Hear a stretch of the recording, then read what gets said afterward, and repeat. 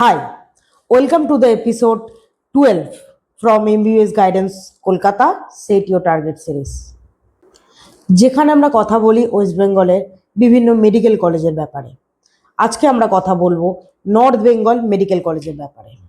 এই মেডিকেল কলেজটি আছে শিলিগুড়ি শহরে, প্রাকৃতিক সৌন্দর্যের ঘেরা এই মেডিকেল কলেজটি উত্তরবঙ্গের সর্বপ্রথম মেডিকেল কলেজ এবং পশ্চিমবঙ্গের অন্যতম এই মেডিকেল কলেজটি শিলিগুড়ি শহরে স্থাপিত হয়েছিল 1968 সালে। এই মেডিকেল কলেজের বেড সংখ্যা 1500টা, তাই এখানে পেশেন্ট ফ্লো খুবই ভালো এবং এর এমবিবিএস এর সিট সংখ্যা 200টি, যার মধ্যে 33টি সিট সংখ্যা ফিল আপ হয় এমসিসির দ্বারা, বাকি 167টি সিট ফিল আপ হয় ডাব্লিউবিএমসিসির দ্বারা।